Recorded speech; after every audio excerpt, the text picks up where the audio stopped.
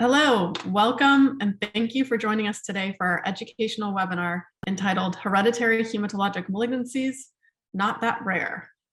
I'm Dr. Katrine Erickson, the Executive Director of the RUNX1 Research Program, which is a nonprofit dedicated to supporting patients with RUNX1 familial platelet disorder with a very high predisposition to hematologic malignancies. We have one goal, and that is to prevent cancer in our patients and improve the quality of life overall. Aside from funding research and building and supporting our patient community, we raise awareness of these germline predispositions to hematologic malignancies and the importance of their diagnoses. The need to improve diagnosis of hereditary hematologic malignancies is why we're all here together today. I do want to acknowledge our premier sponsor, NeoGenomics, for supporting this webinar. So here's the agenda for the webinar today. We have a packed agenda, and we'll begin with a presentation by Dr. Courtney DiNardo of MD Anderson on when to consider, how to evaluate, and how to treat hereditary heme malignancies, followed by a panel discussion and Q&A session with experts from around the country whom I will introduce at that time. Please remember to submit your questions throughout the presentation by using the Q&A icon at the very bottom of your screen. And I believe with that, I will turn it over to Dr. Courtney DiNardo to introduce herself and share with us her expert knowledge on this very important topic.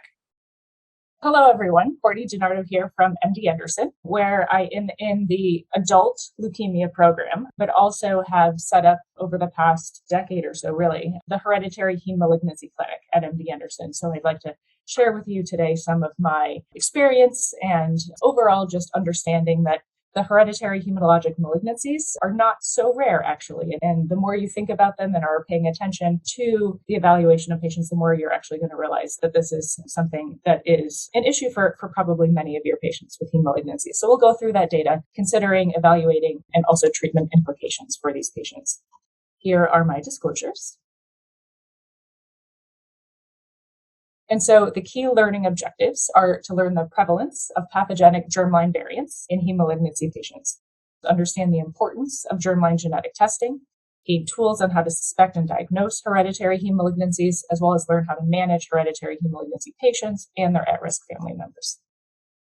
One of the common questions I get to start, which is actually one of the most challenging questions of all, is how common are hereditary heme malignancies? And the overall incidence really isn't well defined. And this is a busy slide just explaining why it's not very well defined. We've had limited training and experience as providers on how to identify and evaluate these patients. Genetic testing, even when we want to do it in these patients, is really quite complicated. It often requires a skin punch biopsy where you're culturing skin fibroblasts to do testing. Because remember, in a patient with a leukemia or another hematologic malignancy, that circulating tumor is not an appropriate assay or medium to test for what's underlying in germline. If you're doing genetic testing on the blood of a patient with circulating leukemia, you have no idea what's germline inherited or what is acquired somatic as part of the leukemia.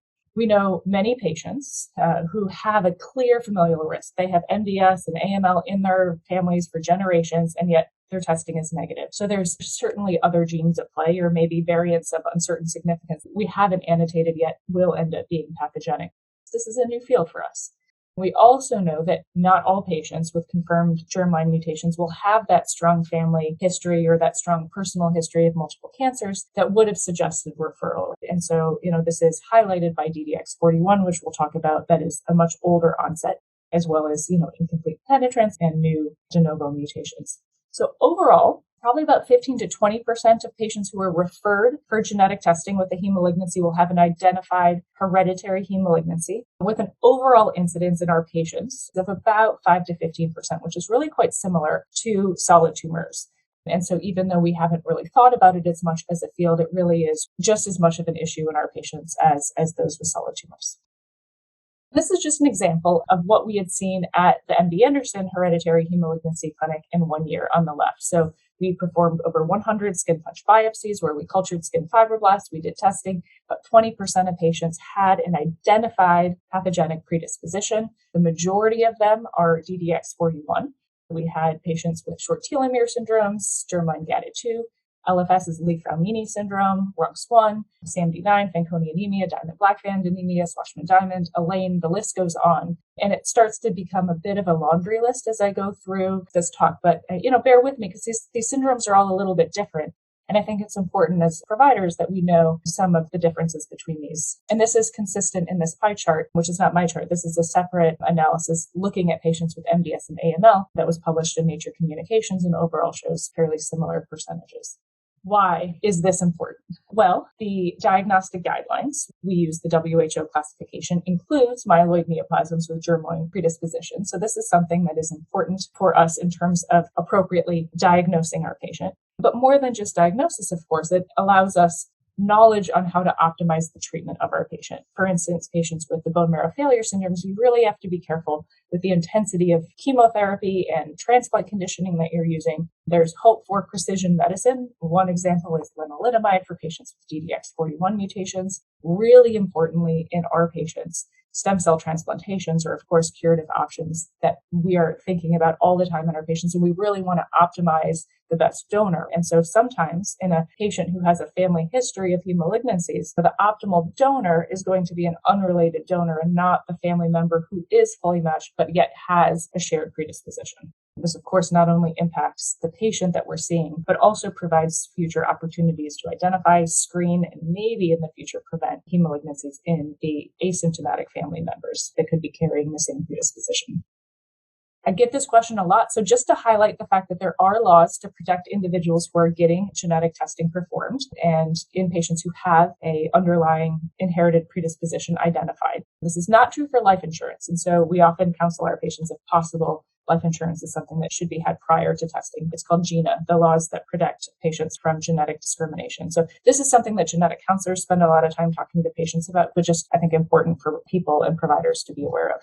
My last background slide is just to kind of give you a sense of the scope of this. So when we started our hemalignancy clinic at MD Anderson back in 2014, we offered testing 1/2 day a month, and we saw a patient here or there. But this has just exploded. And it's just, I think, a nice example of if you're paying attention, you realize how much of an issue this actually is. We're seeing about 25 patients or more sometimes a month now, despite COVID. And now we actually have telemedicine opportunities because of COVID that allows an even greater reach. This is an overwhelming slide looking at many of the predisposition syndromes out there. And in red are the ones that are new since we even started doing this a couple of years ago. And it just shows you kind of the pace of discovery and how much we've realized that our testing really needs to be iterative because the patients I tested back in 2015 didn't have a comprehensive panel according to our 2022 definition, which is probably going to be different from our 2025 definition as we learn the various different genes that are underlying hereditary predispositions in our patients. But we'll go through some of these, and I've kind of grouped them into the inherited bone marrow failure syndromes that can present in adults, because there's a whole lot of pediatric bone marrow failure syndromes, but there's a handful of them that are more commonly identified in adults that I think we need to be aware of. The familial MDS acute leukemia syndromes, which aren't so much syndromic per se, and then we'll talk a little bit about the familial lymphoid disorders. When I'm seeing a patient, family history is very important. You want to know about family history of hemalignancies, early onset of other cancers, multiple cancers, and close relatives. You want to know their personal history. Have they had a bone marrow failure or a hypocellular MDS or AML at any age? In particular, patients who are diagnosed at young ages. Not that you can't have an inherited hemalignancy at an older age, but if you are younger, it is even more likely that you could have had an inherited bone marrow failure syndrome. So this is what I'm going to focus on over the next couple of slides. The other things that are really important to think about that are not so much a hemalignancy in and of itself, but does your patient have a history of frequent infections or hospitalizations or platelet transfusions or blood transfusions when they were a kid when they had an infection and their bone marrow gave out? Do they have unusual skin or nail findings, pulmonary fibrosis, liver fibrosis? These types of things are getting you towards, could there be some sort of inherited bone marrow failure syndrome, which really links with immunodeficiencies? We do a gene panel, which we'll talk about, but the other things that are standard of care and are not a gene panel itself are doing a DEB or mitomycin C chromosome breakage assay, looking for Fanconi anemia, and telomere length analysis using FlowFish for the short telomeres. These are send-out tests. They take about 2 weeks and really should be done in conjunction with genetic testing. On the left is your standard bone marrow with some fat cells and a whole lot of other bone marrow making the things it's supposed to, as opposed to a hypocellular MDS or bone marrow failure where there's really just not much hematopoietic precursors at all. About 70% of the time, this is idiopathic. About 10 to 15% of the time, it's secondary to various different drugs, chemicals, radiation, or immune mediated.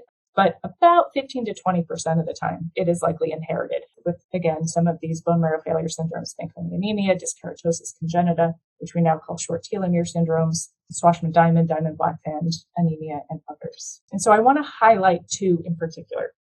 So Fanconi anemia is a biallelic autosomal recessive condition where you have defects in DNA repair proteins. People know about BRCA1 and BRCA2, of course, causing breast and ovarian cancer syndrome. But if you have two BRCA1 or two BRCA2 or two FANC-A or any of these other genes shown on this pictorial, that gives you a diagnosis of Fanconi anemia. Patients often present with bone marrow failure or hematologic malignancies in childhood, the vast majority. But about 10% of patients will present in their late adolescence or young adulthood. And of course, it's the patients that have more mild phenotypes that are the patients that are diagnosed in adulthood or later adolescence that weren't picked up by their pediatrician. So about a third, as you can see at the bottom, bolded, do not have congenital abnormalities. And this is a chromosome instability syndrome. Patients have a really hard time tolerating DNA damage. And so that is shown when I had said do a chromosomal breakage analysis. This is an example of what mitomycin C does to the chromosomes of the patient with Fanconi anemia. You can see these radial ray defects and just pretty significant abnormalities to what is supposed to be a normal chromosome spread. This in the patient leads to reduced stem cell survival. And again, many patients with bone marrow failure at childhood and early adolescence. In adults, you have a very significant risk of MDS AML as well as squamous cell cancers of the head and neck, skin, GI, and GU. So in patients with Fanconi anemia that I'm seeing, in addition to monitoring them for heme malignancies, I'm also monitoring them for a risk of solid tumors as well. This is an example of what you would consider like a typical Fanconi anemia patient that we saw in our clinic. A 15-year-old female, short stature, had been transfusion dependent off and on from birth. She had certain skeletal defects, including absence of her thumbs. And so this was someone you were suspecting that there could be Fanconi anemia. And indeed, when we did our DEB assay, it was positive, showing us that she did have a diagnosis of Fanconi anemia. And then the gene panel that came back showed us that she had two different BRCA1 gene mutations. And she is now doing well after transplantation. This is an example of a more unexpected Fanconi anemia patient, again, highlighting the fact that you really need to be thinking about these things or you might not notice. So 28-year-old African-American male, pretty healthy, no skeletal defects, no underlying congenital abnormalities. He was relatively short, well, not even 5'5", but everyone else in his family was much taller. His brother, for example, was 6'2". He presented with pretty symptomatic and dramatic anemia with a hemoglobin of 3. A bone marrow biopsy was done in this otherwise healthy 28-year-old with multilineage dysplasia, a hypocellular marrow, complex cytogenetics. So kind of unusual. Why would a 28-year-old have this complex MDS structure? And the DEB assay that we did on him, just as a routine, someone in their 20s with MDS, we do a DEB assay in telomere flow fish, and it confirmed a high degree of chromosomal breakage. He actually declined genetic testing to find out which the specific gene was. So I don't actually know which of the many Fanconi genes it was, but it doesn't particularly matter in this sense because he is moving forward with an unrelated donor transplant. We could test siblings with the DEB assay looking for chromosomal breakage, which we did, and his brother does not share in the diagnosis of Fanconi anemia, but was not a great match for a transplant. The other disorder I want to highlight in the inherited bone marrow failure syndromes is what we used to call dyskeratosis congenita, but we now have several different names: a short telomere syndrome, telomere biology disorder, or telomeropathy syndrome. So if you hear these things, they're all interchangeable, and it's because we're trying to get away from the phrase dyskeratosis congenita because there's a DKC1 gene that is one of many, and it was, I think, a bit confusing. Telomeres in this schema, in this figure, are the red caps to your chromosomes, and they're repeats of DNA to help protect the key material in your chromosome, which is your DNA, from being degraded with replications and life and exposures and toxicity. And so the telomere length itself is part of what regulates the ability of cells to continue dividing. There is telomerase which is able to extend the telomere length in cells that are continually dividing, like stem cells. And of course, cancer cells exploit telomerase because they want to keep replicating and evading cell death. And so that's something that is frequently exploited by solid tumors. Again, when you talk about dyskeratosis congenita, right, there's this classic triad that you're supposed to see, which is highlighted here, which is in the middle, this reticular skin rash, oral leukoplakia, and nail dystrophy. And I think part of the reason that we don't call it dyskeratosis congenita anymore is because this is very specific to the X-linked DKC1 gene that happens in young males who have this classic triad. But if you're waiting for this classic triad to come into your office to diagnose a patient with a short telomere, you're going to miss a lot of these patients, because I don't think I've seen more than like 2 patients in the dozens with short telomere disorders that actually have this triad. You'll see probably some patients with a reticular type rash, maybe some pitting nails, maybe some oral leukoplakia, but it really looking for that cohesive triad is relatively unusual in the adults that we're diagnosing. Similar to Fanconi anemia, they have a very high risk of not only heme malignancies, but also squamous cell carcinomas, as well as pulmonary and liver fibrosis. It's actually quite interesting. There's the idiopathic pulmonary fibrosis patients, and genetic testing in those patients and families has identified many patients with pulmonary fibrosis, if unclear reasons, actually are related to underlying short telomere disorders. So there are age and mutation-specific phenotypes of short telomeres, and DKC1, you can see, I've talked about that once or twice. That is the X-linked mutation that tends to affect boys in their adolescence and early adulthood with that classic triad. In the adult world, what you're probably going to see, what we've seen more of, is TERT, and also RTEL1. And these patients tend to be diagnosed not with as many constitutional syndromes, but actually presenting with a hypocellular MDS or AML. And the slides on the right, A and B, especially B in particular, I like because it shows the younger patients tend to present with aplastic anemia. The older patients tend to present with often hypocellular MDS or AML. And this is a patient that we've diagnosed here. Hypocellular low risk MDS, diagnosed in his early 50s. He actually didn't have a family history of MDS or AML, but his brother and father died of pulmonary fibrosis. So again, that idiopathic pulmonary fibrosis. And he actually, on just screening scans, did have some early fibrosis identified also. He had premature gray hair, and actually this is something that we do see quite a bit. Premature gray hair in patients with short telomere syndromes, had a TERT mutation confirmed, and he has actually been doing quite well on a low-dose azacitidine program, and ultimately will probably get a transplant at some point in time, but is not yet prepared to move to transplant. These patients do have a significant risk of transplant, especially pulmonary and liver toxicity. So for patients with short telomeres, we are definitely thinking about the transplant conditioning regimen pretty carefully, and we could potentially talk about some of that in the Q&A session later. In terms of how we monitor these patients and treat these patients, it is known that patients who have inherited bone marrow failure syndromes, they unfortunately respond pretty poorly to your standard ATG, cyclosporin immune therapies. And so what has been shown is that growth factors, and especially androgens like danazol, have been effective in treating these patients. More than 50% of patients will respond to danazol. So this is something that we're often starting in our patients. And again, as I mentioned, just particular attention to reduced intensity regimens for patients with these inherited bone marrow failure syndromes. They have a hard time tolerating cytotoxic therapy and radiation and intensive conditioning regimens in particular. Want to make sure we're highlighting with each topic as we go the importance of testing sibling donors, because the last thing you want to be doing is transplanting a patient back with the same underlying predisposition. And then again, patients, especially post-transplant, but all of these patients need solid tumor surveillance in addition to follow-up for their heme malignancies. All right. So that was the whirlwind tour of inherited bone marrow failure syndromes in adults. And so we'll move to just some examples of patients with familial MDS and acute leukemia. We can't go through everything, but I want to highlight some of the key syndromes, I think. First is GADIT2, familial GADIT2 syndrome, which we used to call monomac or Amberger syndrome. And more recently in this genetic sequencing era, we realized that monomac and Amberger syndrome and germline GADIT2 are all actually the same diagnosis related to pathogenic GADIT2 mutations or deletions. The average age of presentation in these guys is again late adolescence, early adulthood, but it has been diagnosed across the board. About a third of patients with a germline GADIT2 will have a de novo mutation, so they won't have a family history, and testing of their parents will be negative. So it's one of the higher rates of de novo diagnoses in the hereditary heme malignancies, and they have a very high lifetime risk.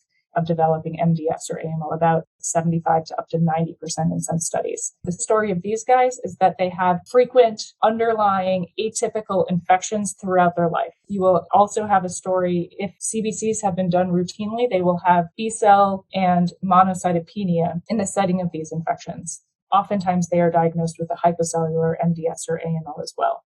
You can see along this figure a whole host of various different abnormalities. Some of the more specific ones are extragenital warts, so like periungual or genital and extragenital warts. Paniculitis and enodosum are pretty common, as well as lymphedema in patients without underlying cardiovascular disease. This is very common in pediatric and adolescent MDS patients, especially if they have monosomy 7. And so if you have a 18 or a 20-year-old patient with a monosomy 7 MDS, definitely be thinking that there could be a germline GATA2, because about 3/4 of the time there is. You don't see germline GATA2 on the left in these circles is kind of looking at various different cohorts of pediatric patients with MDS. You don't see it in the secondary MDS patients that have had treatment for other cancers and then have a therapy-related MDS. But in primary MDS patients, this is common, again, especially with the monosomy 7. And you can see, especially in that older child, young adolescent population, you're going to see those patients have a high likelihood of germline GATA2. This one is an 18-year-old man who did have a monosomy 7 in addition to a MECOM translocation 3-3. He was referred because he had a mosaic germline GATA2 mutation identified when they did testing on his peripheral blood when he had a high degree of circulating leukemia. And so they said he had this germline GATA2 mutation, but actually GATA2 is on the chromosome 3. And in this gentleman who had a chromosome 3 abnormality as part of his leukemia, that's what we were picking up. The fact that he had this deletion of 3q because of this chromosomal abnormality. And so when we did testing on skin fibroblasts, actually, there was no gene deletion identified in that germline sample. So it's just a good example showcased here of why you can't just assume the testing that you do on the blood of a patient with circulating leukemia. It's not only potentially negative, it's potentially positive, telling you there's something there that actually is related to the somatic leukemia itself. On the flip side, we saw a 23-year-old man with hypocellular MDS with a monosomy 7. No significant family history, but he was one of those patients that almost certainly, right? You're looking at this patient with recurrent paniculitis, skin infections, periungual warts is shown here, hard to control. And you're thinking, gosh, this just doesn't make much sense. We did flow cytometry and he had absent monocytes, decreased NK cells, B cells, and we did his sequencing and there was no pathogenic GATA2 mutation. There was this benign variant GATA2, which raised everyone's eyebrows, but that was a benign variant. So we're like, gosh, what is going on? And actually, we have a collaborator across the street, Dr. Emily Mace, who looked at our patient samples in red here, and this patient had no NK cell function. The control on the top is what it should look like, and then on the bottom, his NK cells, there's some sort of issue. And ultimately, he had a variant, a pathogenic variant in the intronic region of GATA2. And so standard sequencing missed this pathogenic variant, and actually about 10 to 15% of GATA2 patients will have an intron mutation. And so it just, again, highlights the fact that you need to make sure you're doing testing through a lab that is doing testing of hereditary heme malignancies well. If 15% of patients with germline GATA2 can have variants in the intronic regions, you got to make sure the intronic regions are being tested. It's called del-dup analysis, deletions, duplications throughout the gene itself. And this is something that most labs that are CLIA approved for genetic testing do now, but if you're having this done at your institution and that's not standardly done on your assay, you're going to miss patients like this. The next topic I think is really important to review are those patients with MDS and acute leukemia predispositions that also have a lifelong thrombocytopenia. So there are 3 genes in this category. They're all autosomal dominant inherited predispositions based on pathogenic variants in RUNX1, NGRD26, or ETV6. These patients will often have a lifelong mild to moderate thrombocytopenia, although many of them, if you're not getting routine CBCs done, didn't actually know that they had this mild laboratory thrombocytopenia. You can see aspirin-like platelet aggregation defects. A lot of them will have easy bleeding or bruising, maybe with dental work where you get more mucosal bleeding.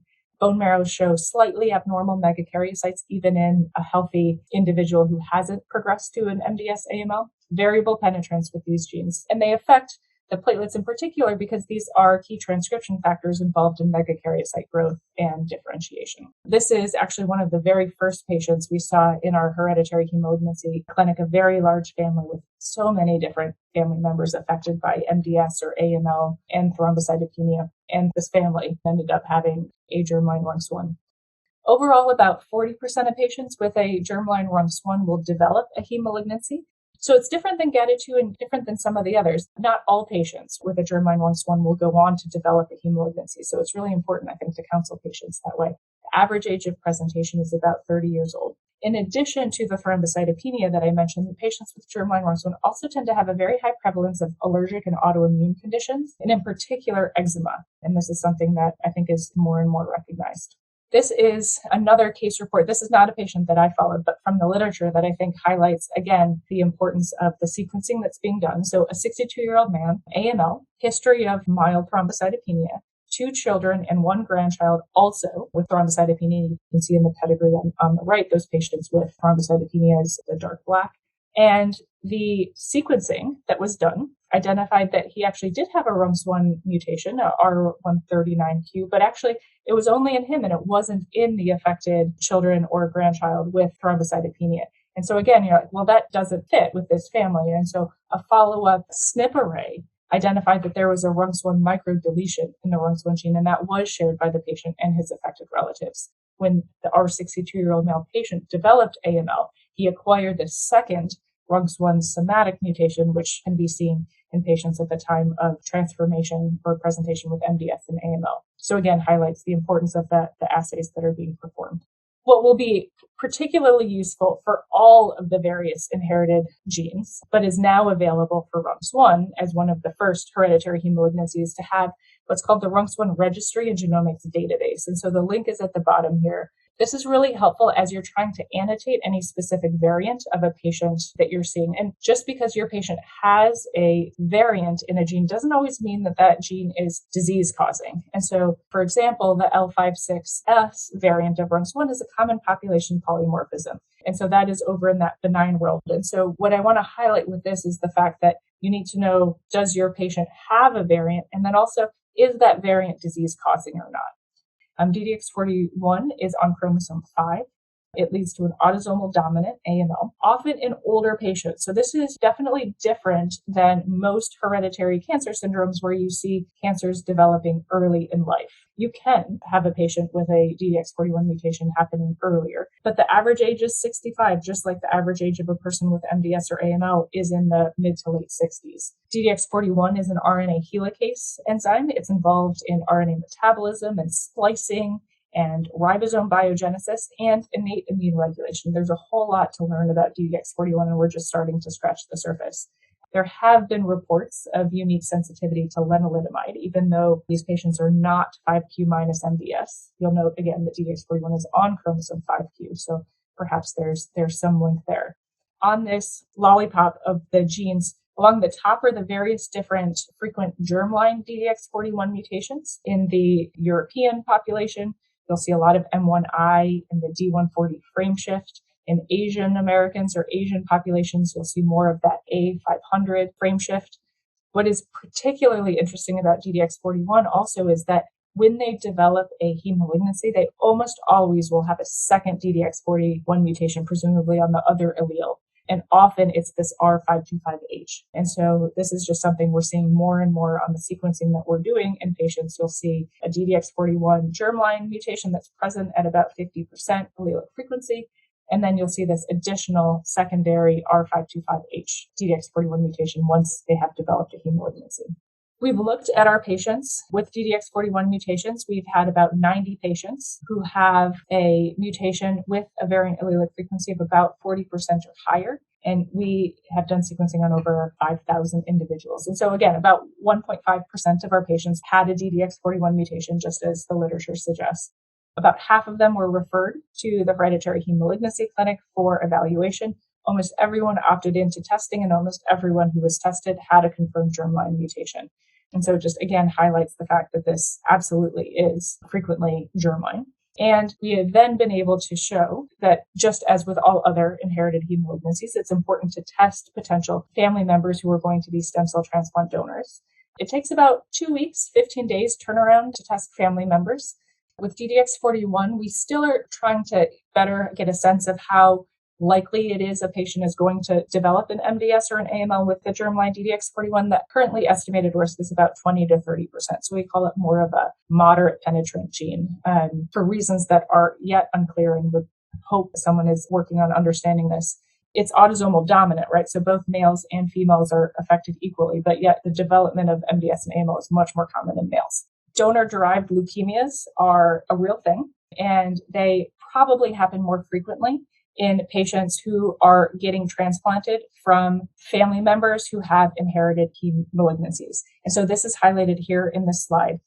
2 different family members who are used as donors for stem cell transplantation with DDX41 running in the family. Of course, this was identified later, but you can have a pre-leukemic clone that actually was identified in the healthy donor that hadn't caused disease in the donor undergoing expansion in the recipient and causing leukemia, as well as novel mutations developing in the donor-derived leukemia, which wasn't apparent in the donor at all. The stress of a transplant and that need to very rapidly develop and populate an entire bone marrow and hematopoietic system puts an incredible stress on the donor's cells, leading to a donor-derived leukemia. So again, just make sure that you're thinking about donor selection.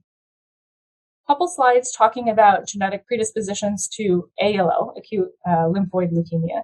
The one disorder I want to talk about in specific is Li-Fraumeni syndrome, because we're realizing more and more that both ALL and also therapy-related MDS and AML can be identified in patients with Li-Fraumeni syndrome. So this is an autosomal dominant inheritance of P53, which is a gene that is a key tumor suppressor involved in genomic stability, DNA repair, cell cycle regulation.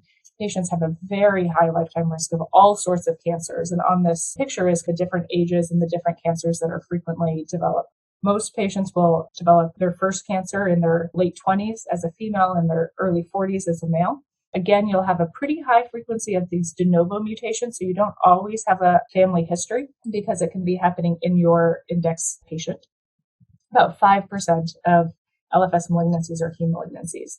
And what's super interesting is the presentation of what's called hypodiploid ALL. So this is ALL with less than 40 chromosomes. And there's this definition that I'm sure many of you know. There's near haploid and low hypodiploid and high hypodiploid. And it never really made any sense to me. It seems super arbitrary. But then you actually look at the incidence of these different chromosomes, and there really is a bimodal distribution. And in these patients with low hypodiploidy, more than 90% of patients with low hypodiploidy will have P53 mutated disease. About half of them are germline. So if you have a ALL patient, even if they don't have a history of other cancers, if they have a P53 mutated low hypodiploid ALL, be thinking that this could be a patient with Li-Fraumeni syndrome and do genetic testing for that reason. I want to finish with a discussion that I think is really important about how to do and how to think about genetic testing, because we are doing cancer genetic testing, MDS, AML, ALL, gene panels all the time in our clinics, as send-out labs, in our pathology suite. But what you get can be suggestive of an inherited heme malignancy. And the things in particular that I want you to pay attention to are near heterozygous or homozygous frequency of these mutations. So if you're getting the mutation, you also want to know what is the percentage of that mutation, because if it's only present at about 5%, if it's a very small clone, that's not going to be inherited, right? By definition, it should be about 50%. Or if you get loss of heterozygosity, about 100%. DDX41, I talked about as something that frequently has that second R525H mutation. You'll see like 2 mutations in DDX41. CEBP alpha is the same way. So if you have a patient that has 2 CEBP alpha mutations, 2 DDX41 mutations, be thinking that one of those could be inherited. And then if you're doing an MDS AML panel and a patient who doesn't end up having MDS, right? It's some sort of rule out for a patient with ITP, but yet you find a RUNX1 mutation, patient probably has a inherited RUNX1 mutation. Or if you're doing genetic testing in a patient who's in a remission as kind of a follow-up, did that mutation go away? If it's still there and still at 50% and it's a disease-causing mutation, that could be inherited. So the MDS, AML, ALL panels that we do in our clinic are not substitutes for genetic testing, and it's going to miss those intronic variants and those promoter mutations and things. But it could provide a clue that you want to be testing and doing that genetic panel to see if one of these instances is identifying a patient with an inherited mutation. And this is just our 81 gene panel that we do. And now highlighted in these red boxes are the various different genes that actually could be inherited. And so we pay particular attention to patients who have any of these mutated genes. And there's two different things that we want to look at. In addition to what I just talked about, the other thing that's really potentially helpful for identifying if this could be inherited is that variant allelic frequency over time. So Li-Fraumeni syndrome is related to inherited p53 mutations. These mutations are almost always somatic. P53 is one of the most common genes that are mutated in all of cancers. Oftentimes they're small variant allelic frequencies.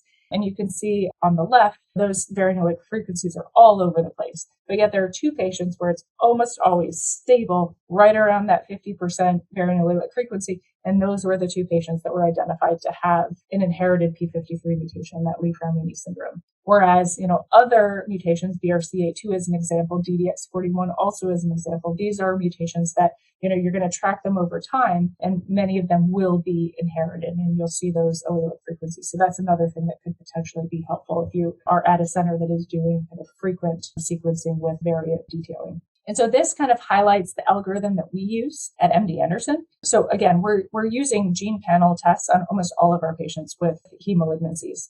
And so we're getting this information back, and that's a ton of information. So we're looking at those genes that are potentially inherited. We're looking at that variant allelic frequency. Is it above 40%, suggesting it could possibly be germline? And then we're reviewing them on a monthly basis with our pathologists and clinicians. And we're identifying, should this patient be referred for consultation, for consideration of testing to see if this mutation is in fact germline. And so this is how we have started doing this, because we don't have a normal control. There are certain institutions like Memorial Sloan Kettering, they are doing nails actually to identify normal. We don't have normal controls. And so anything we find on our MDS ALL panel could actually be inherited. We don't have that knowledge. And so this is the algorithm that we're using to try to identify patients that we don't want to miss. And so in the final minute or two, we'll talk about recommendations. What do we do with the patients that we're following that we have identified an inherited heme malignancy predisposition? This is a lot of expert opinion. There's not great guidelines out there yet. What we offer to patients is a clinical exam with blood counts, ideally every 6 months. I do recommend a bone marrow at presentation because I want to know that patient's baseline. A lot of patients, for instance, with a germline RUNX1, their megakaryocytes look a little bit funky, even at diagnosis without a heme malignancy.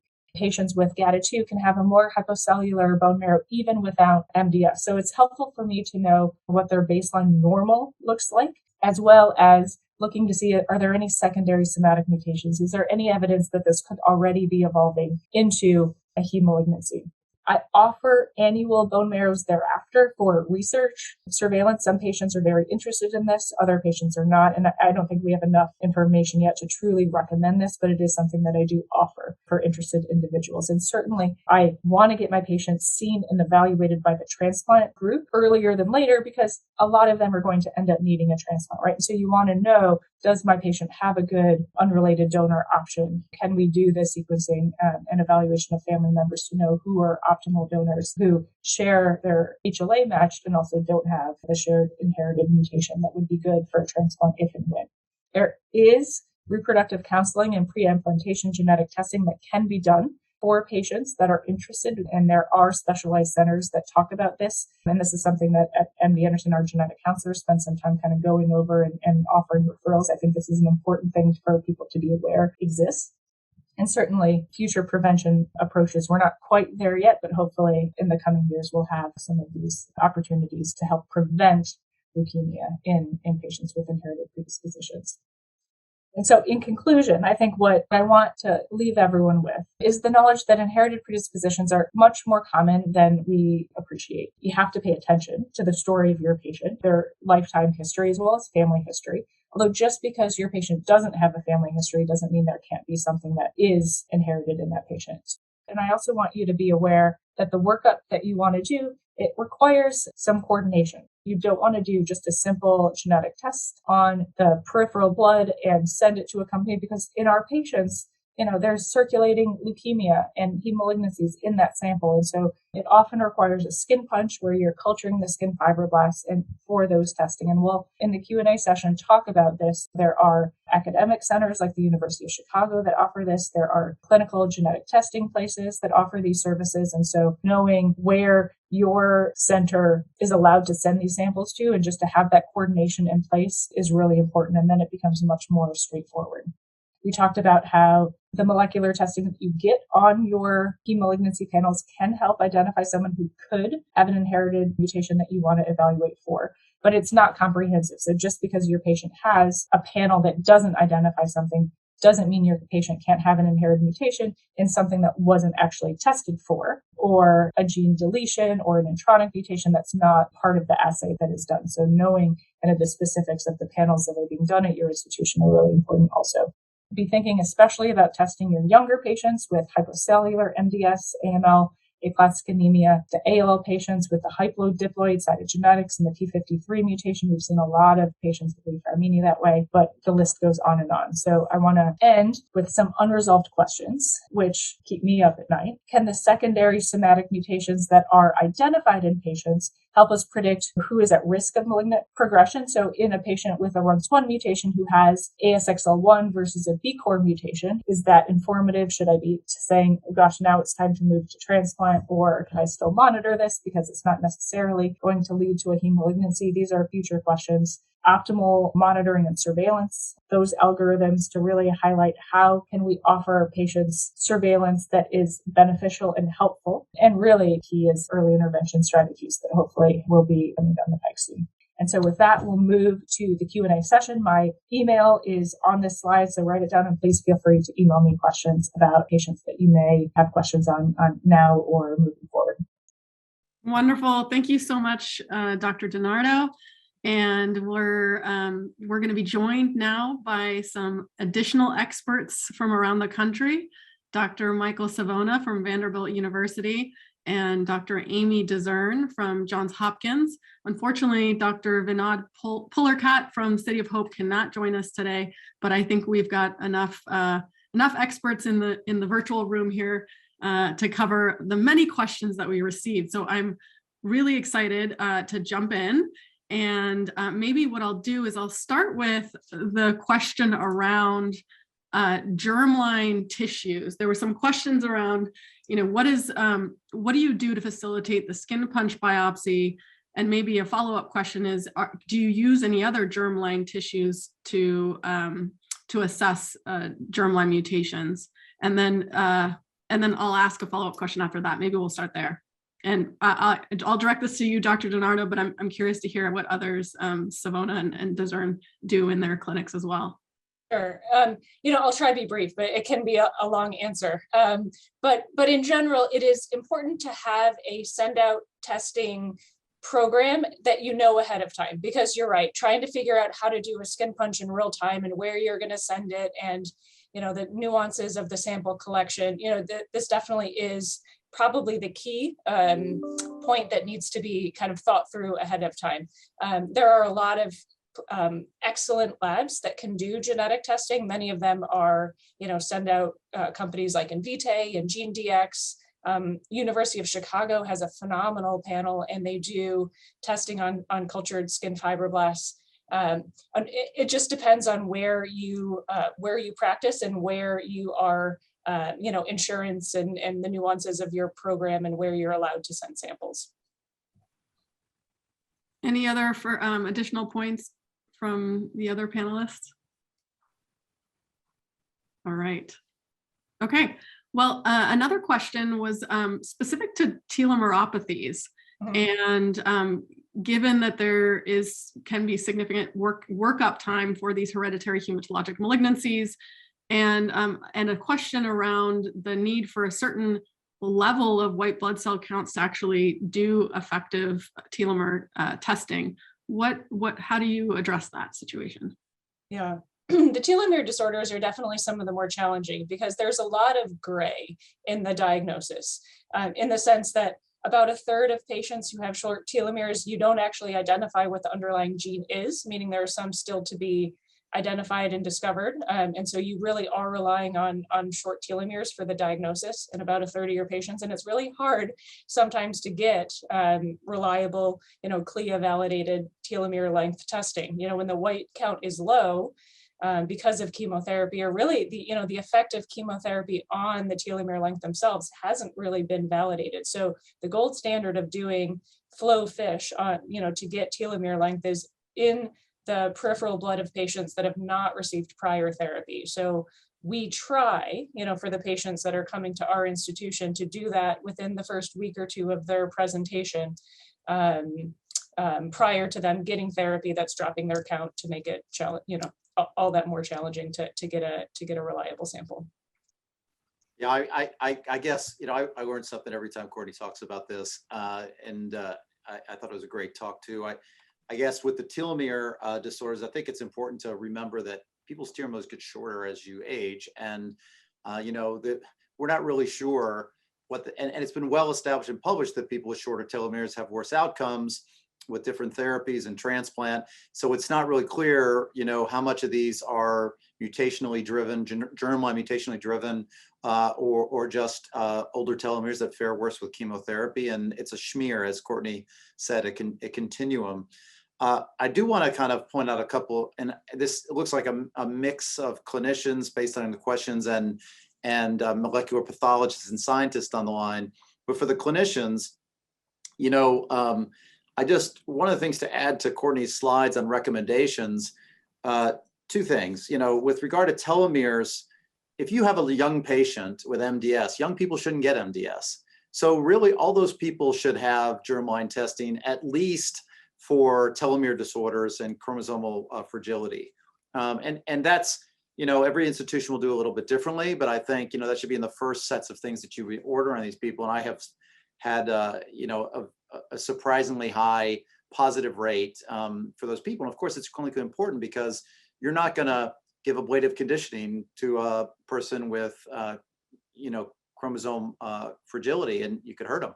And this could be a big difference in their outcome.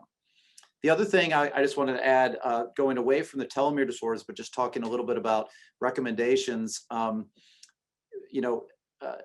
Courtney's a leukemia doctor and did a wonderful job talking about leukemia, germline predisposition. She did allude to MPN predispositions. One of the things that she really hit on was how important family history is, and she probably draws better pedigrees than I do. But the idea of thinking about the pedigree of potential MPN kindreds, always be asking about vascular disease. And everybody has vascular disease, but vascular disease in young people that pops up a lot in families that might not have been able to diagnose, a JAK2 mutant in the 40s, 50s, 60s, 70s, but may have died of a heart attack at age 30, non-obese. These are all clues that these people may have MPN germline-driven kindreds. Thank you for that commentary. I wanted to also bring up the fact, we're all here together because we're raising awareness about these hereditary malignancies. But, there was one question we got from a participant stating that they're still struggling with raising awareness even in their own institution. And they're wondering, what quality of improvement initiatives and or education have you done at your own institution to really start to implement this kind of clinical workup? And maybe I'll start with you, Dr. DeZern, to comment on that. I think it's a very fair question and something we all continue to struggle with. But I have found in our own experience here, the more it gets worked up, the more it gets worked up. And so we have protocols somewhat analogous to some of what Dr. DiNardo showed. And as Dr. Savona alluded to, we have age cutoffs. So there's a very protocolized approach to everyone who comes in with a new diagnosis of MDS under the age of 50. They do get telomere link testing. They get Fanconi testing, however you do it, and a few other things. The skin biopsy for us is usually a second step, but that's another point of awareness where we engage other people. And I think a lot of multifactorial grand rounds, these type of approaches really do raise awareness, because I saw another thoughtful question about someone talking about the NCCN guidelines for hereditary breast and ovarian cancers. And I'll just tell you the truth, on the NCCN MDS panel, we borrowed from their guidelines to make our MDS guidelines, because solid tumors can teach us and vice versa. I don't know if others have other comments. Yeah, I will say, you know, just on a more broad scope in terms of raising awareness on a more international scale, there are updated guidelines coming through for several different, you know, working groups, ELN, WHO, things of that sort, that really are going to have over the next 6 months to a year kind of more granular and better recommendations for germline evaluation. So that will be helpful, I think. And For me, it's been- Go ahead. I was just going to say, you know, I would stress that it's a simple thing like, you know, sharing the slides from today with the fellows that are at your institution and your pathologist. You know, I think these are fast. You know, Courtney did a great job of summarizing things, but the cases that were presented, I mean, those are things most of us would have missed, let's be honest. And, you know, in a place that's really resource rich, is an opportunity to do, you know, whole germline sequencing or whole genome sequencing and find these things. And now we're kind of, it's still evolving how we do that in the market and how that gets paid for. And, you know, but at least we know that's a thing. Where before we said, oh, well, you know, the RUNX1 testing was negative, so that means they're negative. Well, it may not be. And now we can be thinking about this. And it's a good way to kind of grow our brains on how we're thinking about germline testing, I think. Absolutely. What about the role of the of genetic counselors, and you know, what if you're at an institution where you don't even have access to a genetic counselor? What should folks be doing or thinking about or considering? I think it would be really hard to do this without a motivated and you know, invested genetic counselor. I mean, they are so key to everything that we're doing here at MD Anderson. You know, you can identify patients or family members of interest, you know, but the whole kind of referral and having time to sit down and kind of go through a pedigree and to go over the kind of risks and benefits of genetic counseling and testing. And you know, Kevy, who's the genetic counselor who works with me in clinic now, spends about an hour with each patient. And that's time that I unfortunately just don't have to spend counseling patients in a clinic. And so I really, and they're very good also at helping to provide letters that go to the family. You know, we've identified this, give this to your other family members so they understand what to ask for when they seek out genetic, you know, testing of their own. And so they really are a very key resource. Yeah, I can't underscore that enough. And hopefully my administration is listening, as is everyone else's, because, you know, this is becoming more of a complaint I hear when I'm talking to colleagues around the country is, hey, you know, we don't have those resources. And obviously, you know, Kevy gives a lot of value to Courtney's clinic and really has made this, look what she's built in the last 7 or 8 years here. It's tremendous. But I wouldn't want that to dissuade you from not taking some of this on in a smaller way. There are bits and pieces that you can do. There is time that you do have. We've built up a couple of tumor board opportunities locally here. We have engaged with junior faculty who are kind of making a career out of this. There are ways to grow this in bits and pieces, but clearly to take, you know, that kind of volume, you just can't do this without genetic counselors. It's very true. Yeah, absolutely. Well, thank you. I'm just going to interrupt real quick. So Sarah Bannon just sent a chat. I don't know if everyone can see it, but she was actually the genetic counselor who helped me establish the Hereditary Clinic in the first place. We worked together for several years before she moved to a telegenetic counseling company. And so there are services like this that are fantastic, that if you don't have your own genetic counselor, you can refer patients to kind of virtual telemedicine consultations. That's a great point. It's fantastic. It's a very good for point. A lot of the family members we've had that can't come to Texas, you know, we've referred them to Sarah, you know, on a virtual scale. And I believe there are even some of these companies who are doing the sequencing that can offer genetic counseling support as well. And as a follow-up to this webinar, we will provide a list of companies that provide germline testing so that it's a resource to those who are interested in really implementing this in their own clinics. There's a lot of really specific questions, and forgive me, we're not going to be able to get to all of them, but I will start with one around transplant, which I thought was a good one, which is it standard of care for transplant AML and hematologic malignancy patients to undergo germline genetic testing at the transplant center? Yes or no? No, short answer. It's a fair point, though. So we try and be thoughtful in this regard. It's not standard because despite awareness, there are probably still the majority of patients who have a donor who, even though that donor has a first degree relative who has a heme malignancy, you need to know what the issue is with the patient before you know if you need to worry about that in the potential donor. But there are algorithms about age of donor, what's going on in the patient, and how we need to screen a related donor to make sure they're safe to use to avoid some of these issues. It's a much broader discussion because it can be complicated, but to send telomeres or something like that on every potential donor is not standard. Mm-hmm. I think that,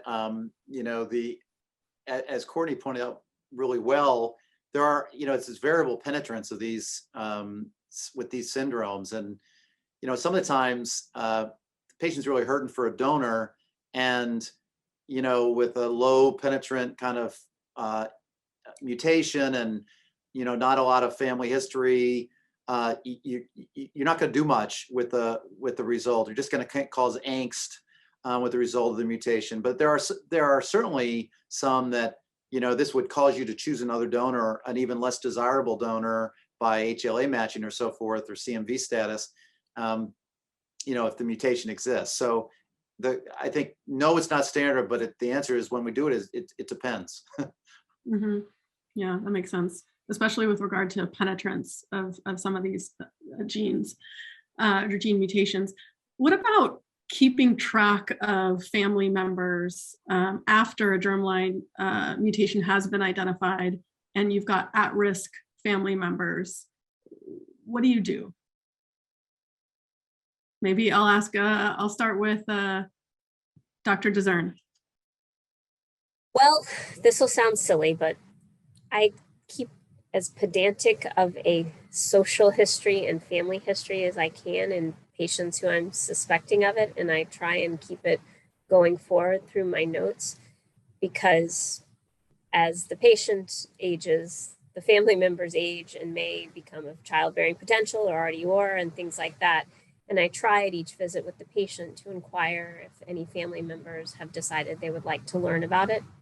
Just the other day, I had a family member whose sibling had not originally wanted to know and had become old enough that now he was ready to sort of absorb information one way or another. And so we have a visit in the future to review what the patient and I have known for a long time. Great. Dr. DiNardo, you look like you wanted to comment. No, that's one of the things that that Kevi, the genetic counselor working with me, has done a really great job of, because someone also mentioned a comment about variants of uncertain significance, and in heme malignancy, where we're still annotating a lot of these genes, we're getting a lot of variants of uncertain significance, and I feel like it's very different than getting a BRCA1 or BRCA2 variant right now, which is most likely to be benign. Variants in genes that we haven't fully annotated really could go either way. And so, keeping track of patients and family members, not only for that, but for the iterative changing and assessments of specific variants that we identify is important. That's such a good point, because I know, at least in the RUNX1 community, there are over 300, I think 350 variants of unknown significance. And so we think, oh my gosh, that's potentially 350 families walking around that could have a disease, and we just don't know yet. So very, very good point. It's 2:01, so we're a minute after. I want to thank you, of course, Dr. DiNardo, but also Dr. Savona and Dr. DeZern for joining us in this panel discussion. I wish we actually made more time for the panel discussion, because there's a lot of really good questions. We're going to copy all these questions and we'll get back to you and send some answers maybe through an email blast to all of our registrants. So thank you so much for joining. We'll provide the recording, and just to quote Dr. DiNardo, if you pay attention, you'll find more and more of these patients and their families. So pay attention. All right, thank you all.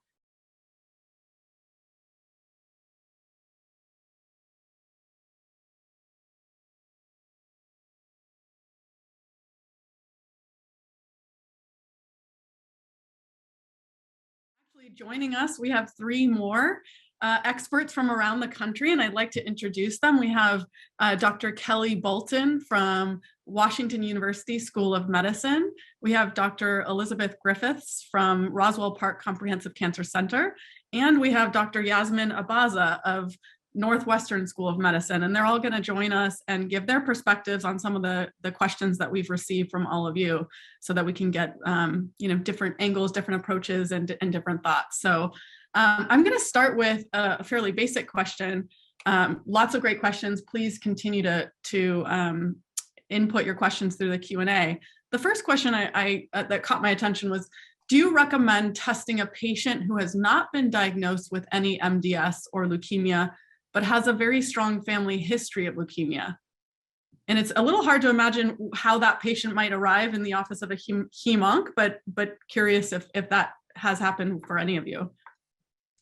I mean, it certainly happens. We'll have family members, healthy individuals that come to seek out genetic testing, just as any young healthy person would seek out hereditary testing for a family history of breast cancer or GI malignancies. If possible, the best person to test is a patient that actually has the cancer in question, right? So because that is going to tell you what is potentially running through the family. If you find an inherited mutation in the dad who had the leukemia, then you know what to be testing various healthy family members for. Because since our field is so new, if you do testing of a healthy individual and you don't find any mutations, that's reassuring, but it doesn't totally answer the question of, have you identified what could have been running through the family. So that the index patient is always the best, if possible. Makes sense. Any other comments from any of the other panelists on that? All right. Another question we got was, how frequently are you doing somatic mutation testing on your patients with MDS and or AML? What percent? So is it 90%, 100%? And then how often do you find yourself catching some of these mutations that are potentially hereditary? Kelly Bolton is probably the best to answer this question in terms of true percentages. We certainly test everyone coming to MD Anderson with MDS or AML or any sort of myeloid disorder. We do panel testing, and then we try to follow that over time as well. Insurance sometimes doesn't pay for the follow-up, but for the presenting patient, almost always. In terms of how frequently they will have something that's flagged, I'd be interested to hear what other people say. But I showed my list of genes. I would say probably, I don't know, 15 to 20% of the time, a patient will have one of those mutations that we have to go back and think through and say, should that patient be referred or not? Yeah, I agree, Courtney, because there's a lot of the common genes that are somatic drivers are concern for germline, like TB53, yeah. or things like that. And so with this, we're just starting to do this now actually at WashU, and we didn't really do it at MSK at all, this reflex testing. But it creates some work for everyone, because like Courtney was saying, there's a large volume of individuals that you have to then reflex to, but it does help, like Courtney was saying in her presentation, having multiple time points. That's a very, very helpful thing. And it's feasible to do this reflex testing. I shouldn't scare people from doing it. It's feasible, but it does add some, about I'd say a fourth or a fifth of people, we end up having to do a little more digging. Maybe you could expand a little bit on, the work and how in practice can you sort of solve for some of that? what kind of providers, what does your group and your team look like to help you take on that work? Do you want me to answer it, Courtney, or do you want to? Sure, go ahead. Yeah. So the first thing, I guess, is to decide whether you think something is potentially pathogenic or not, because you're gonna flag variants that are based on the frequency of the variant in the general population, and what you know about the biology of the gene, like is it a tumor suppressor gene or is it an oncogene? And so then when you have your list of candidates, then you would then the next step would be to say, well, are these genes known to be relevant to germline predisposition? And then if the variant is significant and the gene is relevant, then you would either, if you have sequential testing, you would try to use that. Or if you knew the patient was about to go into transplant, or, then you would maybe wait for the remission sample. But if not, you could do skin biopsy and fibroblast culture from that. You can do that both in-house some places, and then if you don't have that, there's commercial groups that will offer that. Like Invitae now offers that for a very low out-of-pocket fee if insurance doesn't cover it. And is that, do all of you practice using skin punch biopsy? Do you use any other germline tissue?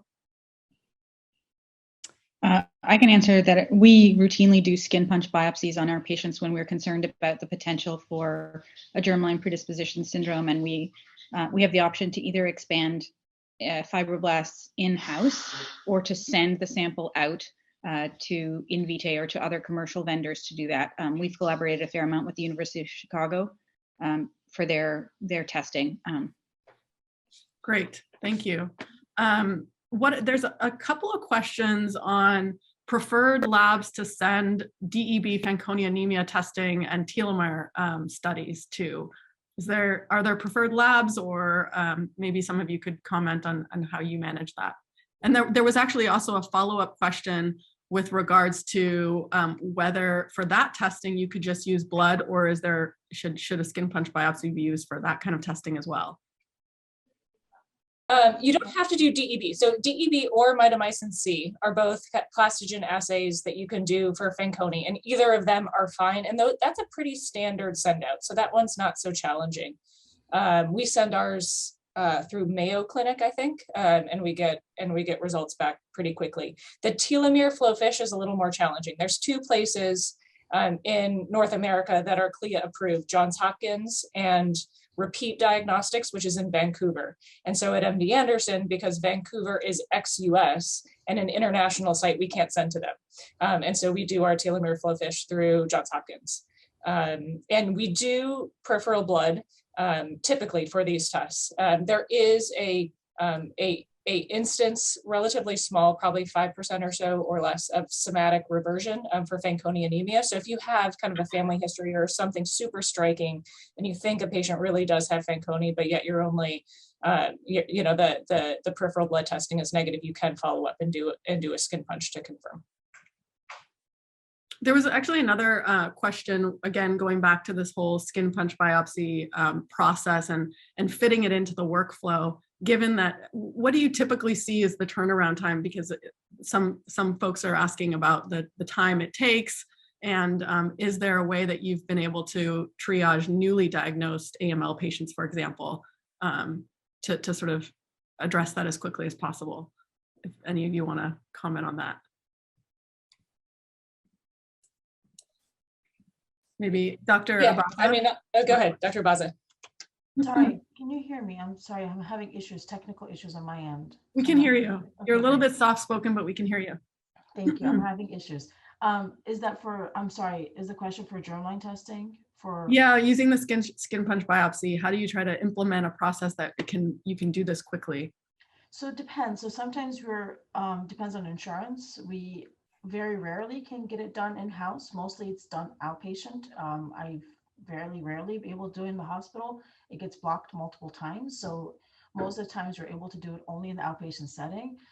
It has to be, as you said, through a skin punch biopsy, and at least internally, like for at Northwestern, it takes about 4 to 6 weeks for us to get results back. So it takes closer to 6 weeks. And it doesn't hold us from going to transplant, because most for these patients, we go with unrelated donors anyway, but we would like to have that information on hand. So we do it and we send it out, and I have a patient like that now, and he's going for an unrelated donor transplant. So we still proceed with treatment as is, but we do the testing once we see the patient in the clinic. Great. I'll just tag on to that real quick, because I think it's an important point, right? You know, when you do testing on skin punch biopsies, it takes longer than peripheral blood. You know, if you rush it and you're lucky, it's, 4 to 6 weeks, but oftentimes it's like 8 weeks.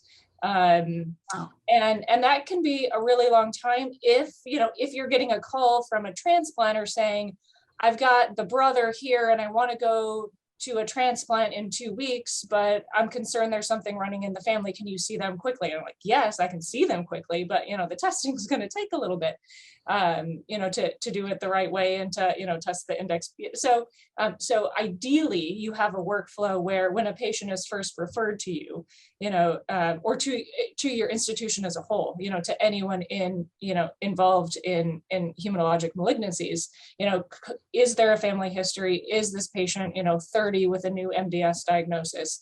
Should this patient be referred? Because the sooner you do that, the sooner testing is started, so that, you're not feeling crunched for time, when you're trying to be moving to transplant. Yeah, that's helpful. 8 weeks. I didn't realize it can be that long. That's significant. Mm-hmm. There's actually another question. Oh, go ahead, Dr. Griffiths. I'd just like to make a comment. I think one of the things that this highlights is the importance of identifying patients with a strong family history at the time that you originally see them for the new diagnosis, and then making it a practice to have those patients seen by the genetics counselors and evaluated during the course of their hospital stay. So what we often will do is we will often have them seen by the genetics counselors and to have the skin biopsy sent. And even if you can't do the testing at the time that the patient's in the hospital, you can send, if you have the luxury like we do of having potential in-house expansion of the fibroblasts, you can do the in-house expansion of the fibroblasts and send the testing on the expanded fibroblasts, because the fibroblasts can take 2 or 3 weeks to grow. And so we would do the testing at the time that we do the day 14 bone marrow, because usually we don't realize that the patient is going, we don't necessarily know right away. And so we would do a skin biopsy at the time that we do the day 14 marrow, and one can just do that right at the spot where you do the bone marrow sample itself. And that way you don't have to include an additional team. The other option is to call the dermatologist and have them do the skin biopsy for you. Just from a practical perspective, it's often, we always wonder, like, what are we going to do? How are we going to get this done? And I think that's from a practical perspective, to just do the sample at the time of the bone marrow biopsy. You're already numbing, you're already taking the biopsy. You can just either use a skin punch biopsy at the site of the bone marrow, or you could use the knife that you use to do the skin incision and take a small piece of skin and put it into media. And that's what we do routinely for our patients where we are worried about an inherited predisposition syndrome, to get that cultured fibroblast process going earlier. That's interesting. I mean, do you ever envision, would it ever make sense, given the prevalence of these hereditary malignancies being as high as 15%, and knowing that the pace of discovery of some of these new genes, it just seems to increase over time, maybe that prevalence is going to be even greater than 15%. Do you envision a time where maybe it just makes sense to take that skin punch biopsy for every patient, and so then you just have at least a germline tissue source for their handy, right, in the future? Do you think that that's something that would make sense? I think that would be a great option for people. The problem is that these cultures take a lot of space in the fridge, in the incubator, and they require a fair amount of technical expertise for the expansion. So in terms of cost, that's something we would have to work into. But I do think in an idealized circumstance, a biopsy taken at that early time point and expanded for skin fibroblasts would be a great source of germline tissue for future testing. And I think if we can move the field for people to at least recognize this, then we can perhaps start to put that into place. But I think we have to prove that this is I think there are a couple of barriers to that. I think we're starting to get traction that this is really an important inherited predisposition syndrome area to look for. And I think then we have to prove to people that the skin fibroblast is the idealized source of germline tissue. Mm-hmm. And then we have to make sure that insurance companies and hospital systems recognize and validate that this is a useful and important place in which to invest money, which I think all these things are true, but we have to prove it, and we have to develop guidelines that support that. Yeah, it takes time. So right now, lots of logistical barriers, it sounds like. There's another question specifically around Li-Fraumeni or Lynch syndrome, for example, and whether you would feel comfortable on using a sibling donor if they have a solid tumor predisposition like Lynch syndrome for a leukemia patient. Any comments from any of you on that question, that very specific question? I think we were all silent on answering that question because it's a tough one. So if you had asked me about kind of a breast tumor predisposition, even a couple of years ago, I would have said, it's probably okay to use a patient with a germline CHEK2 mutation. But now, we're realizing that germline CHEK2 mutations actually lead to an increased risk of hematologic malignancies. So my answer for that, has changed, I think, over the past few years as we've learned more. So, I think my current, anecdotal answer is that I would prioritize a fully matched unrelated donor over a family member who has a cancer predisposition syndrome, kind of period, regardless of what that specific cancer predisposition is, just because there's such a, when you're getting a transplant, you are starting and you have these stem cells that are rapidly, trying to repopulate an entire marrow. So you are putting so much stress on these, on these cells that, if there is kind of a predisposition, I worry that might not be the best option if there is an equally good or unrelated option. And what about potential risk to the donor as well, if they have the predisposition of some sort? In terms of giving them, Neupogen to stimulate, I think we've done a lot of studies looking at kind of risks of donors, and so I wouldn't be so concerned about that as the issue as what would happen in the donor cells as they expand in the patient, in the recipient. Yeah. Great. The other question that we get a lot is a question around, if you don't have the resources that some of you have, within your institutions, how can you sort of navigate, what can you do around putting some of this clinical workup and this workup flow within your own clinic that may not have a genetic counselor, or what are some recommendations, or how would you kind of work through that?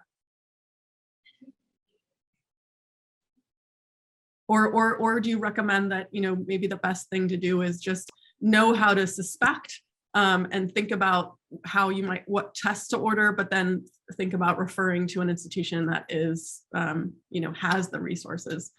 I'm just. Yeah, no, I think, one of the silver linings of the pandemic, right, has been telemedicine. So there are now, telegenetic health options. And actually the genetic counselor who used to work with me, and helped me set up the hereditary heme malignancy clinic here, now works for one of those companies. And so when we have, family members that live in other states, or people that want to come that their insurance doesn't approve MD Anderson or certain other places, actually they can have, at least an initial counseling session, and then they can help coordinate testing and get them to a place where, so I don't know that that's necessarily the optimal thing for everyone, but if you were at a place where you really can't organize, or you don't have a counselor that works with you, and you want, that patient to have, that, and a full pedigree analysis, 45-minute counseling session, which can be, patients really appreciate that, that would be something to consider. Great. Yeah, and I'll also add maybe that there's really good, or there increasingly maybe there's good commercial options for germline testing, where the company actually does all the billing and prior authorization in regards to insurance for you. So that's a big barrier for some institutions and some practitioners. And so using one of those providers, while the panels might not be as expansive as maybe some people would want, it was a good solution. Yeah, And that's, I think you guys are going to provide a list of that just reminded me that we will provide a list of resources, at least of those labs, commercial and academic, that do offer germline testing. So we will provide that to the registrants after this. I know we're 1 minute over, and so there's a couple more questions. I know Dr. DiNardo, you mentioned you'd be willing to stay for a little bit of extra time. The rest of you, Dr. Bolton, Dr. Abaza, and Dr. Griffiths, if you need to go, I completely understand. But if you want to stay on for a few more questions, we'd welcome that. There's a specific question around PAX5 and IKZF1. So these are mutations that predispose to T-cell leukemias.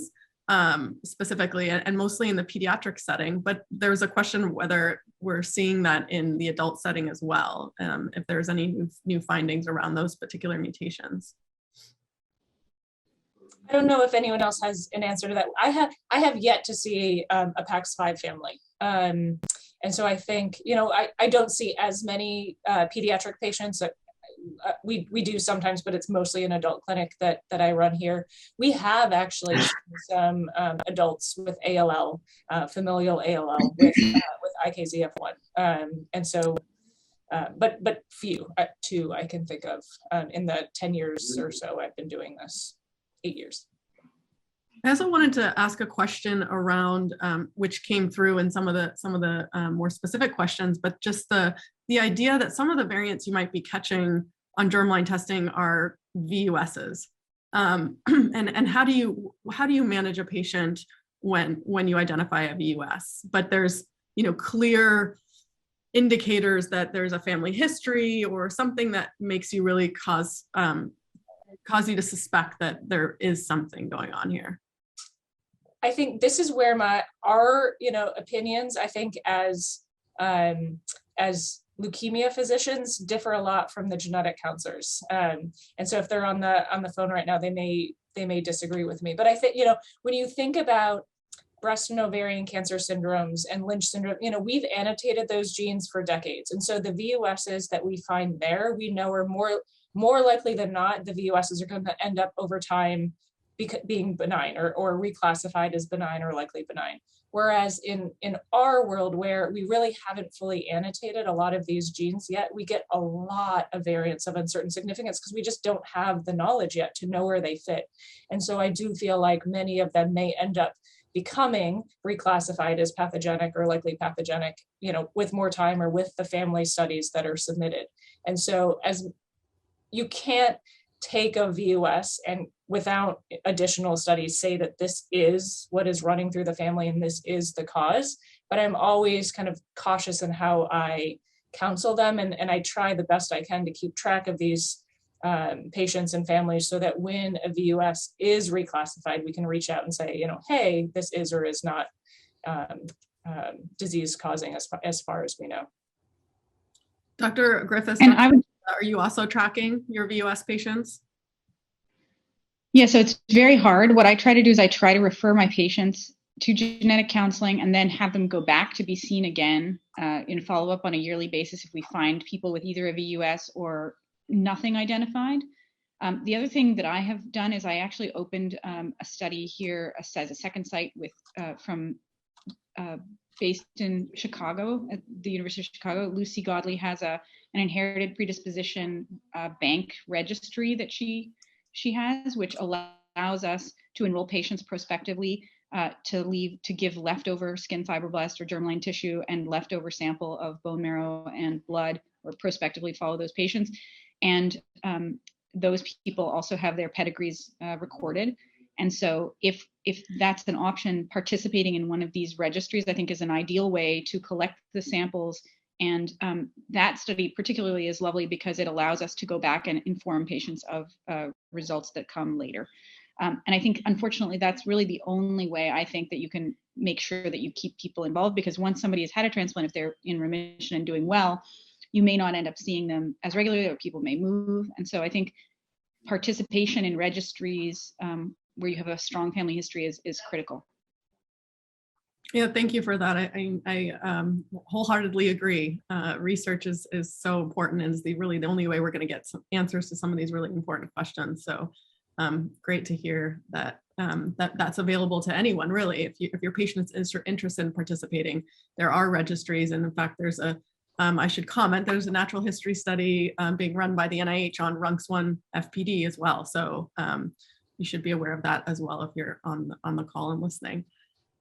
Well, I think that really covers most of the really key questions. And I just want to again thank you, Dr. DiNardo, Dr. Griffiths, Dr. Abaza, and of course we lost Dr. Bolton due to going over. But thank you all so much. Really appreciate you sharing your wisdom and knowledge with the audience today. And we'll share the webinar with all of you registrants. And I just want to close with saying that, remember, if you, I think this was Dr. DiNardo's quote, if you start looking, you'll actually find more and more of these patients, and it's really critical. And all the at-risk family members need to be carefully surveilled. So please do remember that this is an important new area and important to patients and their outcomes. So with that, thank you all, and have a good rest of your day.